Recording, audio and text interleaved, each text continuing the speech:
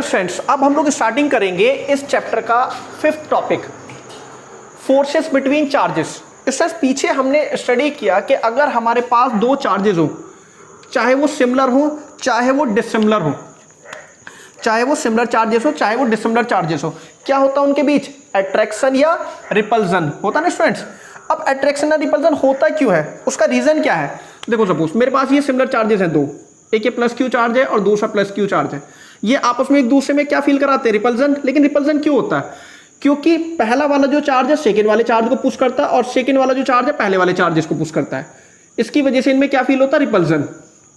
ये अगर मेरे पास डिसिमिलर चार्जेस हो, एक पॉजिटिव चार्ज आ जाए और एक नेगेटिव चार्ज आ जाए, तो ये एक दूसरे को क्या करेंगे? पुल करेंगे, है ना। अट्रैक्शन तभी तो होता है कि ये पॉजिटिव वाले को खींच रहा है और ये नेगेटिव वाले को अपने साइड को खींच रहा है। और हमें पता है पुश और पुल क्या है? बेसिकली फोर्स है। यही तो फोर्स है डेफिनेशन की, सॉरी फोर्स की जो डेफिनेशन है वो क्या है? एनी पुश और pull is known as force, है ना। तो अब हम लोग देखेंगे कि जब दो चार्जेस किसी मीडियम में रखे होते हैं तो वो आपस में एक दूसरे को अट्रैक्ट या रिपल्स कैसे करते हैं स्टूडेंट। तो इसमें हम लोग दो टॉपिक्स डिस्कस करेंगे फोर्सेस बिटवीन चार्जेस। एक है कूलम्ब्स लॉ, एक आएगा प्रिंसिपल ऑफ सुपरपोजिशन। ये जो कूलम्ब्स लॉ है ये बेसिकली यूज करते हैं हम लोग दो चार्जेस के बीच फोर्स कैलकुलेट करने के लिए। अब दो चार्जेस के बीच फोर्स कैलकुलेट करने के लिए ये जो लॉ दिया था, ये फ्रेंच मिलिट्री इंजीनियर थे कूलम्ब्स, 1785 में इन्होंने लॉ डिफाइन किया था। अब बेसिकली प्रिंसिपल ऑफ सुपरपोजिशन, जब चार्जेस दो से ज्यादा हो जाए, सिस्टम में ज्यादा चार्जेस हो जाए, तो फिर हम लोग यूज करते हैं किसका? प्रिंसिपल ऑफ सुपरपोजिशन का। अब प्रिंसिपल ऑफ सुपरपोजिशन कोई नया नहीं है स्टूडेंट्स, बेसिकली कूलम्ब्स लॉ की ही एक्सटेंडेड फॉर्म है। तो मैं स्टार्टिंग कर रहा हूं पहले कूलम्ब्स लॉ। अब कूलम्ब्स लॉ है क्या? बेसिकली सपोज मेरे पास दो चार्जेस हैं, एक पहला चार्ज ये है, सिमिलर हो चाहे डिसिमिलर हो। दूसरा चार्ज ये है Q1 चार्ज, ये Q2 चार्ज। इनके बीच कुछ डिस्टेंस है, डिस्टेंस ऑफ सेपरेशन सपोज मैंने ले ली स्मॉल r। तो ये क्या करेंगे? एक दूसरे को रिपल्स करेंगे विद ए फोर्स, है ना। दोनों के बीच पुश होगा और पुश की वजह से एक फोर्स बनेगी F। अब अगर मैं इन दोनों चार्जेस के बीच मुझे फोर्स निकालनी है तो फिर मैं यूज करता हूं किसका? कूलम्ब्स लॉ का। कूलम्ब्स सर ने क्या कहा था? कूलम्ब्स सर ने बोला था कि अगर हमारे पास कोई भी दो चार्जेस हो और उनके बीच हमने फोर्स कैलकुलेट करनी हो तो वो जो फोर्स होगी वो डायरेक्टली प्रोपोर्शनल होगी product of magnitude of charges के। कि जो फोर्स होगी ये इक्वल टू होगी किसके? Q1 और Q2 के प्रोडक्ट के। नेचर के नहीं, पॉजिटिव नेगेटिव नहीं लेना है, ओनली मैग्नीट्यूड। 2 कूलम्ब है 3 कूलम्ब है तो 2 और 3 लेना है। दूसरा जो force inversely proportional, sorry force जो होगी वो इनवर्सली प्रोपोर्शनल होगी square of distance between them के, कि जितनी भी उनके बीच डिस्टेंस है वो इनवर्सली प्रोपोर्शनल होगी डिस्टेंस, बट किसके टाइम्स? Square times. दोनों फैक्टर को कंबाइन कर दो, ऑन कंबाइनिंग बोथ फैक्टर्स, दोनों फैक्टर को कंबाइन करो तो force is directly proportional to Q1 Q2 upon R square. Students हो जाएगी फोर्स जो हो जाएगी। अब प्रोपोर्शनलिटी का साइन हम लोग लगाते हैं तो एक कांस्टेंट लगाते हैं। सपोज कांस्टेंट मैंने अभी Q ले लिया, K ले लिया, फिर K is equal to 1 upon 4 pi epsilon Q1 Q2 upon R square. Students ये मेरी फोर्स आ जाती है किसी भी दो चार्जेस के बीच थ्रू कूलम्ब्स लॉ। अब इस कांस्टेंट की जो वैल्यू होती है K इज इक्वल टू होता है 1 अपॉन 4 पाई एप्सिलॉन और इसकी वैल्यू होती है 9 into 10 to the power 9 newton metre square पर कूलम्ब स्क्वायर। ये यूनिट कैसे आई देख लो स्टूडेंट्स। ये जो हमारे पास है कांस्टेंट है तो K इज इक्वल टू कितना हो जाएगा? F R square upon Q1 Q2 हो जाएगा ना। फोर्स की यूनिट क्या? न्यूटन। डिस्टेंस की यूनिट का मीटर का स्क्वायर हो जाएगी अपॉन पहला चार्ज यूनिट कूलम्ब, दूसरे चार्ज यूनिट कूलम्ब। तो K की यूनिट कितनी होगी? Newton metre square upon coulomb square. जब इसे ऊपर लेके आओगे तो न्यूटन मीटर स्क्वायर पर कूलम्ब स्क्वायर। ये वैल्यू है किसकी? कांस्टेंट की। अब स्टूडेंट्स हमें ये समझ में आता है, फोर्स समझ में आता है, चार्ज समझ में आता है, आर स्क्वायर समझ में आता है। ये क्या है? 4 पाई कांस्टेंट है। ये क्या है? ये होती है परमिटिविटी बोलते हैं इसे। जिस मीडियम में चार्जेस रखे होते हैं उस मीडियम की प्रॉपर्टीज को जो मेजर करते हैं हम लोग वो परमिटिविटी से मेजर करते हैं। इसकी वैल्यू देख लेते हैं पहले, आगे डिफाइन करता हूं मैं इसे। परमिटिविटी इसे बोलते हैं हम लोग एब्सोल्यूट परमिटिविटी।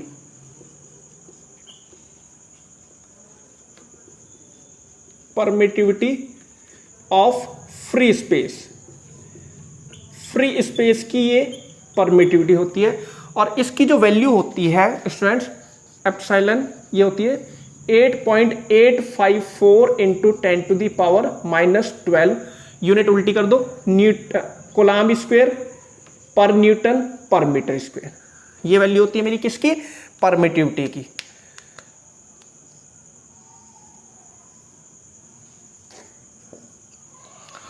अब इसका मैं स्टेटमेंट लिख देता हूं students. Coulomb's law, Coulomb's sir ने बोला था इट स्टेट्स दैट, क्या बोला था उन्होंने, it states that to calculate the force between any two given charges, it states that the force between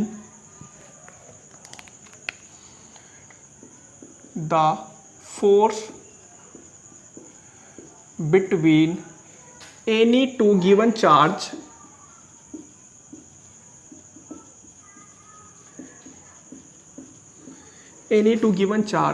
is directly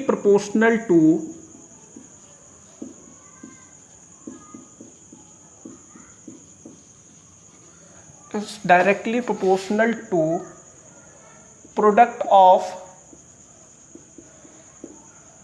magnitude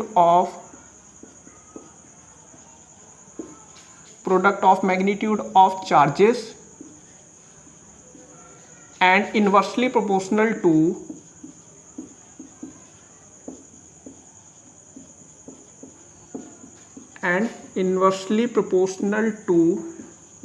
square of distance between them। जो force होगी वो डायरेक्टली प्रोपोर्शनल होगी product of magnitude of charges के, and force inversely proportional होगी किसके, square of distance between them के। इसकी condition ले लेते हैं, consider two charges,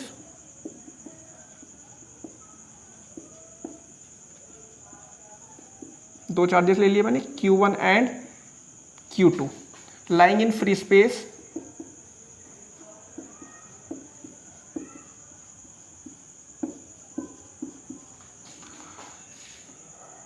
separated by a distance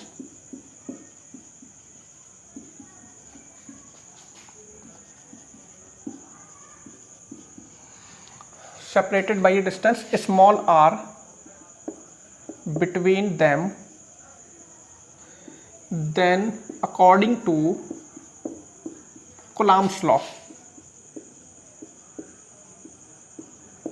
Coulomb's law के अकॉर्डिंग हम लोग देखेंगे। बाकी ये एज इट इज जो हमने स्टडी किया स्टूडेंट्स, ये है Coulomb's law। नेक्स्ट हम लोग डिस्कस करते हैं परमिटिविटी। परमिटिविटी क्या होती है ये,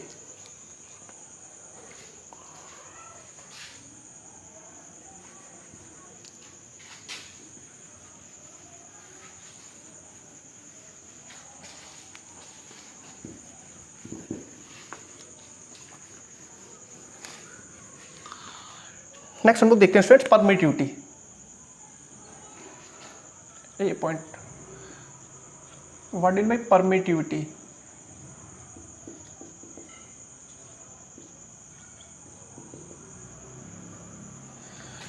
स्टूडेंट्स मेरे पास दो चार्ज थे सपोज, एक ये 4 कूलम्ब और दूसरा भी चार्ज था 4 कूलम्ब, वो सेम ले लो, डिसिमिलर चार्जेस ले लो, कोई फर्क नहीं पड़ता। इनके बीच सपोज डिस्टेंस थी 2 mm, ये डिस्टेंस थी। मैंने क्या किया, और ये रखे हुए थे किसमें, फ्री स्पेस में, ये रखे हुए थे किसमें, फ्री स्पेस में। इनके बीच सपोज मैंने फोर्स कैलकुलेट की, फोर्स मुझे बाई चांस मिल गई 10 न्यूटन। ये अब यही दो चार्जेस जब मैं उठा के, सेम दो चार्जेस उठा के किसी और मीडियम में रखता हूं, मैंने क्या किया, ये किसी और मीडियम में रखे, तो क्या ये फोर्स सेम आएगी जैसे फ्री स्पेस में थी? नहीं, ये फोर्स डिफर हो जाएगी। एनी मीडियम में रखता हूं जब मैं, तो फोर्स क्या हो जाएगी मेरी, डिफर हो जाएगी। अब ऐसा क्यों हुआ, सेम दो चार्जेस हैं, अलग अलग मीडियम में फोर्स क्यों डिफर हुई? क्योंकि बेसिकली मीडियम चेंज हो गया है, और उस मीडियम की प्रॉपर्टी का ही मेजर होता है परमिटिविटी, कि जिस भी मीडियम में चार्जेस इंटरेक्ट कर रहे हैं उस मीडियम की प्रॉपर्टीज जो होती हैं उसका मेजर क्या होता है मेरा, परमिटिविटी। तो लिख लो इसकी definition, it is defined as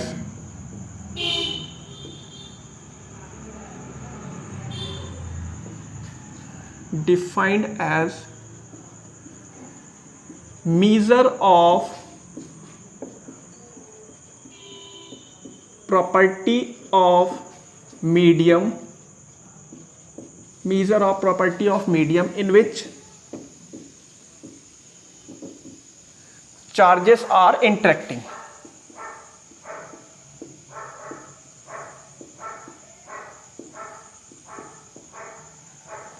in which charges are interacting, कि ये उस मीडियम की प्रॉपर्टी का मेजर है जिसमें चार्जेस इंटरेक्ट कर रहे हैं। तीन टाइप की परमिटिविटी हम लोग पढ़ेंगे, एक फ्री स्पेस की परमिटिविटी, एक किसी भी मीडियम की परमिटिविटी, और तीसरी पढ़ेंगे हम लोग रिलेटिव परमिटिविटी। ऐसे बोलेंगे हम लोग परमिटिविटी ऑफ फ्री स्पेस,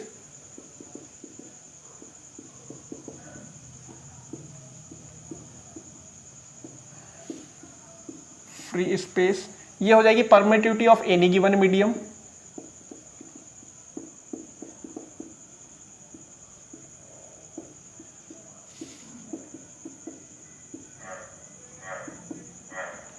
और इसे बोलते हैं हम लोग रिलेटिव परमिटिविटी।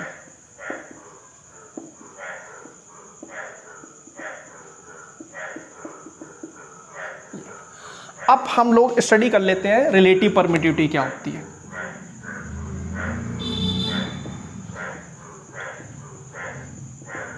देखो स्टूडेंट्स, रिलेटिव वर्ड आ गया, TVIT,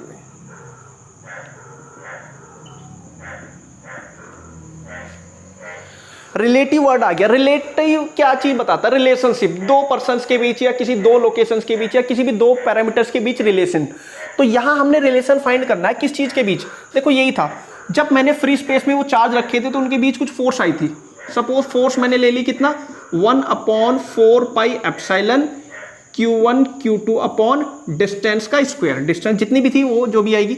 दूसरे मीडियम में जब मैंने रखा, कोई भी मीडियम हो सकता है, वाटर हो सकता है, कोई डाइलेक्ट्रिक्स हो सकता है, उसके ऊपर रखे हुए चार्जेस, तो ये आ गया मेरा 4 पाई। देखो अब उस मीडियम की परमिटिविटी लूंगा मैं, 0 एप्सिलॉन नहीं लूंगा मैं, तो ये कितना हो गया Q1 Q2 upon R square. दोनों को क्या कर देना हमने, डिवाइड, रेशियो निकालना होता है दोनों का। कितना हो जाएगा, Q0 से Q0 cancel, R square cancel, 4 pi से 4 पाई कैंसिल, ये कितना हो जाएगा, EM अपॉन ER। तो it is defined as ratio of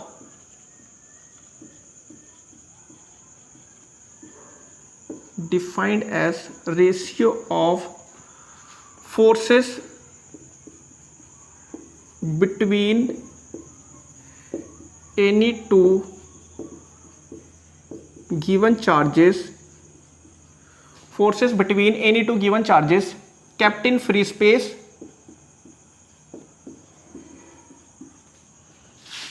kept in free space to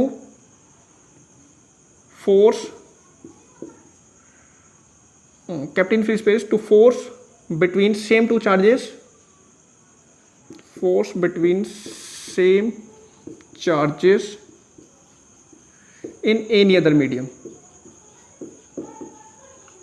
any other medium। तो relative permittivity is equal to कितना हो जाएगा, फोर्स फ्री स्पेस के बीच या वैक्यूम आ जाएगा जो लिखना चाहो, upon force in that medium, जो भी मीडियम हम लोग यूज कर रहे हैं उसमें। तो कितना हो जाएगी force, 1/4 pi epsilon free space में Q1 Q2 upon R square, और इसमें कितनी हो जाएगी 1/4 पाई EM Q1 Q2 upon R square. Q1 Q2 से कैंसिल आउट हो जाएगा, R स्क्वायर से R स्क्वायर, 4 पाई से 4 पाई कैंसिल आउट हो जाएगा। तो बचेगा कितना मेरा, रिलेटिव परमिटिविटी या डाइलेक्ट्रिक कांस्टेंट भी बोलते हैं इसे, K इज इक्वल टू कितना हो जाएगा, permittivity of that medium to permittivity of free space. ये फॉर्मूला बनता है मेरा किसका, रिलेटिव परमिटिविटी का। नेक्स्ट हम लोग डिस्कस करेंगे, अभी जो हमने कूलम्ब्स लॉ पढ़ा है वो स्केलर फॉर्म में पढ़ा है, अब हम लोग डिस्कस करेंगे Coulomb's law in vector form. इस वेक्टर फॉर्म में हम डायरेक्शन को भी मेंशन करेंगे। अभी तक हम लोग स्केलर पढ़ रहे थे, अब हम लोग क्या करेंगे, डायरेक्शन को भी हमें मेंशन करना पड़ेगा।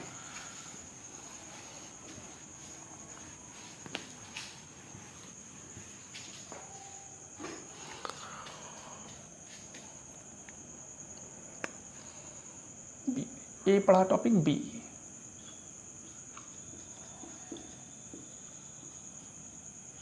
Coulomb's law in vector form.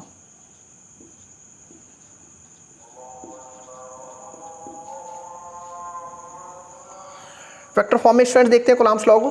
हमारे पास दो चार्जेस थे सेम, Q1 चार्ज है ये क्या है मेरे पास, Q2 चार्ज है। इनके बीच फोर्स लग रही है, सपोज इनके बीच डिस्टेंस मैंने मार्क कर ली R, ये अब इनके बीच फोर्स लग रही है, ये स्टेटमेंट ले लेता हूं मैं इसका, consider two charges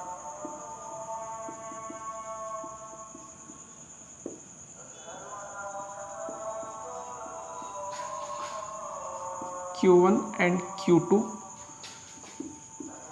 lying in free space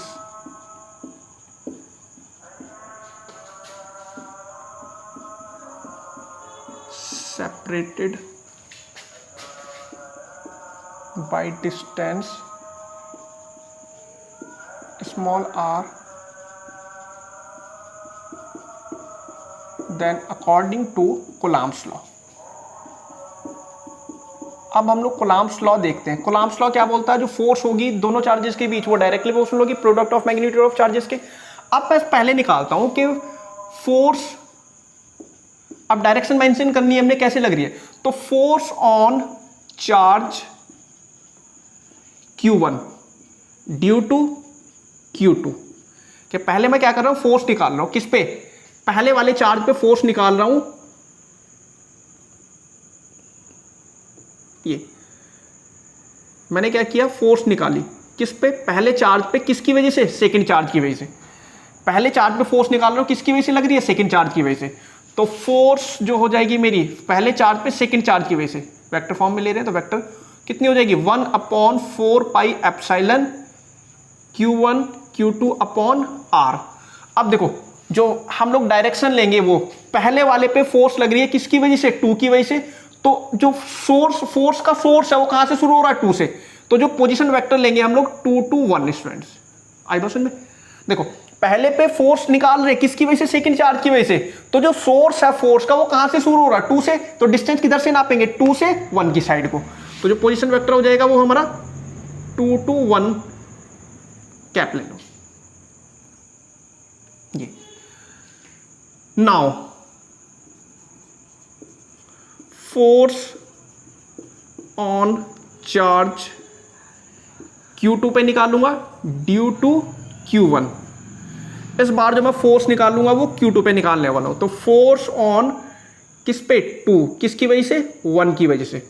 तो फोर्स इस पे लग रही है, पुश हो रहा है, फोर्स लग रही है किस पे, 2, किसकी वजह से, 1 की वजह से लग रही है ना ये।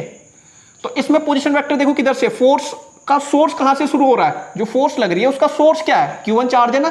तो पोजीशन वेक्टर कितना हो जाएगा, R 1 to 2। तो force is equal to 1/4 pi epsilon Q1 Q2 upon R 1 to 2। यहां ले लो पोजीशन वेक्टर 1 to 2। सिंस जो फोर्स है हमारी, ध्यान से देखो, अगर मैं ये हटा दूं, पोजीशन वेक्टर हटा दूं, तो फोर्स क्या है, वही सेम है, मैग्नीट्यूड सेम ही है ना दोनों का। Since magnitude of forces are same but position vectors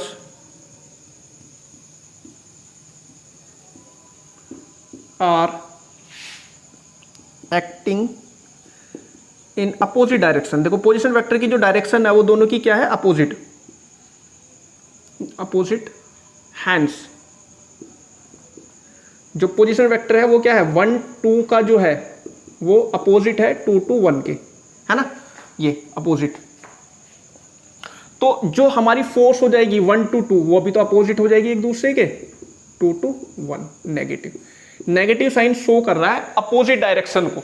अगर ये नहीं होता तो क्या होता, सेम है दोनों forces, but negative sign represent कर रहा है किसको, अपोजिट डायरेक्शन को। अगर हमारे पास डिसिमिलर चार्जेस होते, अगर हमारे पास डिसिमिलर चार्जेस होते तो पोजीशन वेक्टर दोनों एक साइड को ऐड करते ना। तो यहां ले लेता हूं 4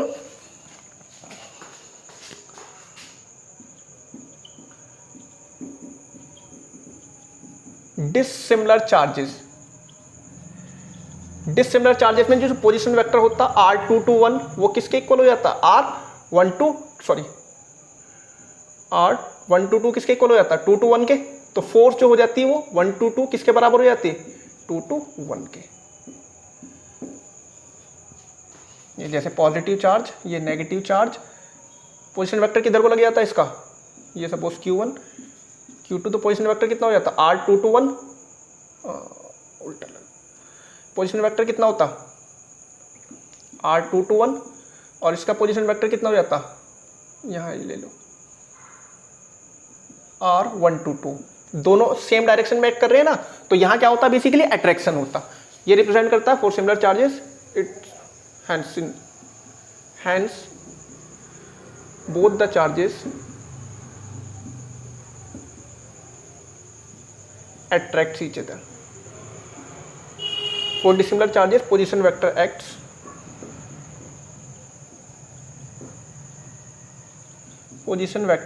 in same direction,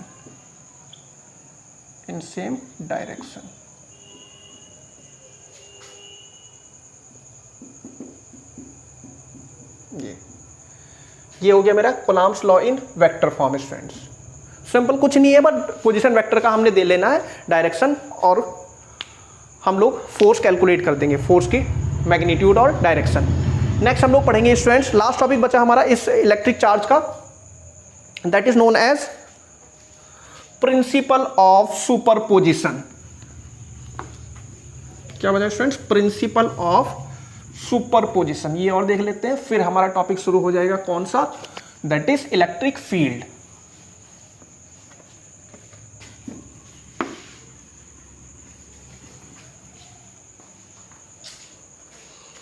अब प्रिंसिपल ऑफ सुपरपोजिशन हम लोग यूज करते हैं अगर हमारे पास दो से ज्यादा चार्जेस हो जाए, सिस्टम ऑफ चार्जेस हो जाए, दो से ज्यादा चार्जेस की सिस्टम में हो, तो फिर हम लोग यूज करते हैं प्रिंसिपल ऑफ सुपरपोजिशन।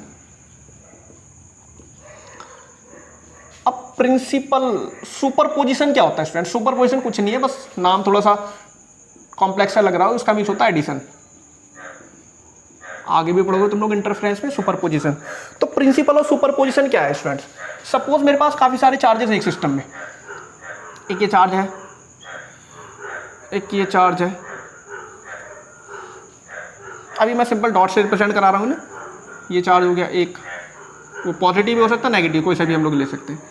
ये हो गया एक चार्ज, ये हो गया, ये सपोज Q1 चार्ज है मेरे पास, ये Q2 चार्ज है, ये Q3 चार्ज है, ये Q4 चार्ज है, ये Qn चार्ज है। ये ऐसे मेरे पास काफ़ी सारे चार्जेस सिस्टम में लाई कर रहे हैं। ये डैश ले लो। अब मुझे क्या करना है? किसी एक पर्टिकुलर चार्ज पे फोर्स निकालना है इन सारे इंडिविजुअल चार्जेस की वजह से। कि मुझे क्या करना है? सपोज Q1 चार्ज पे फोर्स निकालना है, तो कैसे निकालूंगा मैं फोर्स? Q1 चार्ज पे फोर्स इसके वजह से भी लग रहा है, Q2 की वजह से, Q3 की वजह से, Q4 की वजह से भी, Qn तक लग रहा है ना। तो हम लोग इसमें क्या करते हैं, एक एक दो चार्जेस के बीच पहले फोर्स कैलकुलेट कर लेते हैं कूलम्ब्स लॉ की हेल्प से। सपोज पहले मैंने इन दो चार्जेस के बीच फोर्स कैलकुलेट कर दिया, ये आ गया फोर्स। किस पे निकाल रहे हैं मैं फोर्स? 1 पे, किसकी वजह से? 2 की वजह से, है ना। फिर इन दो चार्जेस के बीच 3 और 1 के बीच निकाल दिया, ये हो गया फोर्स 1 पे, किसकी वजह से? 3 की वजह से निकाल रहे ना। फिर ये 4 की वजह से निकाल दो,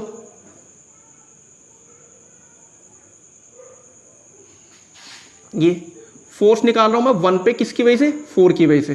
फिर n तक निकाल दो ऐसे,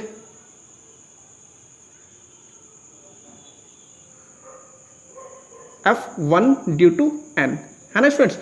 अब फिर क्या कर देंगे हम? इन सारे फोर्सेस को सम कर देंगे। सिंपल कि if we have to calculate the force on any given charge due to a number of charges lying in system, then the force on that charge is the algebraic force on that charge is vector sum of individual forces acting due to other charges।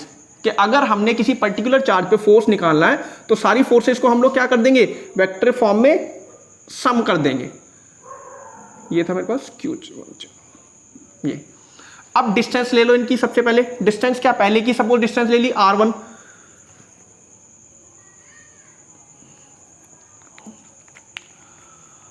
ये charge था मेरा q1 था ना। अब distance ले लो, पहले की distance किधर से किधर को ली जाएगी, पोजीशन वेक्टर लोगे तो कहां से होगा, इधर से ये इधर को, तो पोजीशन वेक्टर क्या होगा, r2 to 1 होगा ना स्टूडेंट्स। सिमिलर में यहां निकालोगे r3 to 1, यहां निकालोगे r4 to 1, यहां निकालोगे r क्या हो जाएगा, rn to 1, rn to 1। तो पहले मैं इसका स्टेटमेंट लिख देता हूं, क्या होगा, it states that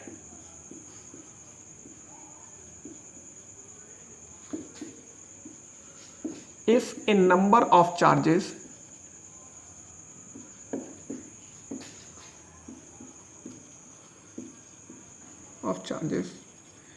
lying in a system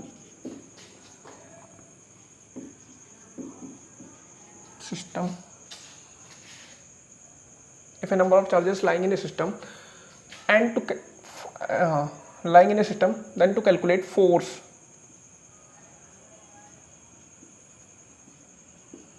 then the force on any given charge, then the force on any given charge, force on any given charge is a vector sum of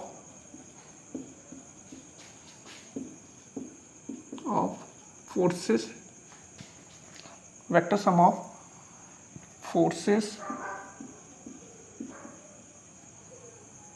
acting due to individual charges।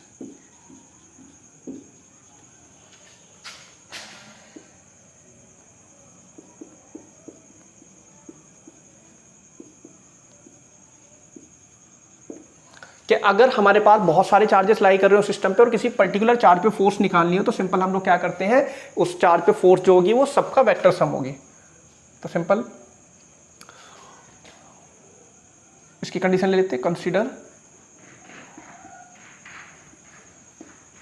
And charges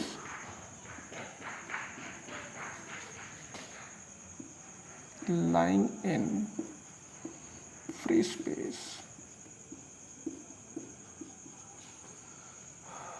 lying in free space, then to calculate force, then to calculate force on charge q1 due to all other charges, is according to principal of superposition. तो superposition principle के according force कितनी होगी, suppose मैं force निकाल रहा हूं किस पे, वन चार्ज पे, तो कितनी होगी फोर्स पहले और दूसरे चार्जेस के बीच जो लग रही है, प्लस पहले और तीसरे चार्जेस के बीच जो लग रही है, प्लस पहले और फोर्थ चार्जेस के बीच लग रही है, प्लस ऐसे करते करते जितने भी चार्जेस मौजूद हैं उन सब चार्जेस के बीच फोर्स जितनी भी होगी स्टूडेंट्स। तो फोर्स निकाल देता हूं मैं, पहले F1 पे निकाल रहा हूं 2 की वजह से, F1 पे 3 की वजह से, F1 पे 4 की वजह से। Force on Q1 due to Q2, ये फोर्स निकाल देता हूं तो कितनी हो जाएगी force, F is equal to 1 to 2 कितनी हो जाएगी 1/4 pi epsilon Q1 Q2 upon R221 का स्क्वायर। इस बार में पोजीशन वेक्टर नहीं, डायरेक्टली लिख रहा हूं। Next similarly force on Q1 due to Q2 second की वजह से कितनी हो जाएगी F1 to 3 is equal to 1/4 pi epsilon Q1 Q2 upon R321 का स्क्वायर। सिमिलर वे में F1 to 4 निकाल दो, कितनी हो जाएगी 1/4 pi epsilon Q1 Q2 upon R 4 to 1 का स्क्वायर, ऐसे डैश डैश करते हुए F1 और N के बीच निकाल दो फोर्स, कितनी हो जाएगी 1 अपॉन 4 पाई एप्सिलॉन, सॉरी ये हो जाएगी हमारी Q3 Q4 4, ये होगी 3 Q1 Qn अपॉन R2N1 का स्क्वायर हो जाएगी ना स्टूडेंट्स। नाउ सारी वैल्यूज उठा के अपने फॉर्मूले में रख दो एज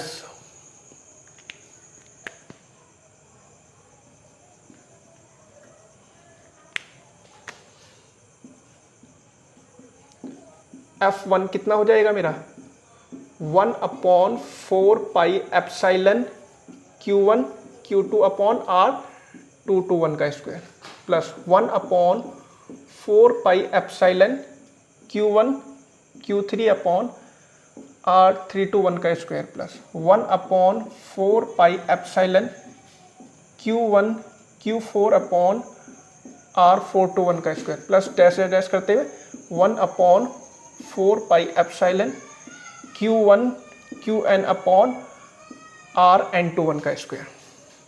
तो यहाँ से कॉमन ले लो 1 अपॉन 4 पाई एप्सिलॉन कॉमन आ गया, Q1 कॉमन आ गया, अंदर क्या हुआ Q2 अपॉन R2 to 1 का square plus Q3 upon R3 to 1 का square plus Q4 upon R4 to 1 का स्क्वायर प्लस डैश डैश करते हुए इससे साइड कर देता हूँ मैं।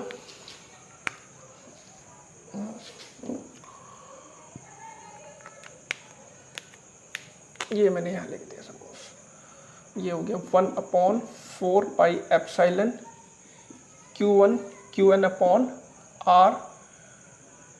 Rn2 1 का स्क्वायर। तो यहाँ क्या आ जाएगा Qn अपॉन Rn2 1 का स्क्वायर। ये स्टूडेंट अब फोर्स जो है हमारे पास F1 is equal to 1 upon 4 pi epsilon Q1। अब स्टूडेंट जरा ध्यान से देखो, यहाँ जो मेरी फोर्सेस आ रही है ये सीरीज से शुरू हो गई। यहाँ इन टर्म्स ऑफ पूरा लिखने के बजाय मैं समीशन के टर्म्स में अगर लिख दूं तो सिंपल स्टार्टिंग वैल्यू क्या है 2 से कहाँ तक जा रही है सीरीज n तक, तो QI अपॉन R I1 का स्क्वायर, ये मेरी फोर्स हो जाएगी किस पे फर्स्ट चार्ज पे। सिमिलरली अगर मुझे सेकंड चार्ज पे निकालनी होती F2 कितना हो जाता 1 अपॉन 4 पाई एप्सिलॉन Q2 हो जाता ना, और सीरीज कहाँ से शुरू होती है इस बार 1 to n, तो QI अपॉन RI2 का स्क्वायर, ये मेरा फॉर्मूला हो जाता। 3 होता तो यहाँ 3 आ जाता, ये 3 आता I3। ये था बेसिकली प्रिंसिपल ऑफ सुपरपोजिशन जो हम लोग यूज करते हैं स्टूडेंट्स। इंपॉर्टेंट टॉपिक है, इन न्यूमेरिकल आने के चांसेस इसके बहुत ज़्यादा होते हैं। इस चैप्टर से न्यूमेरिकल जो ज़्यादा पूछेगा वो इसी टॉपिक से पूछता है, प्रिंसिपल ऑफ सुपरपोजिशन से। तो यहाँ तक हमने अपना इलेक्ट्रिक चार्ज टॉपिक कंप्लीट कर लिया है स्टूडेंट्स। अब हम लोग कंप्लीट करेंगे next, that is electric field, वो हम लोग कंप्लीट करेंगे और उसके बाद हमारा गॉस थ्योरम बचेगा।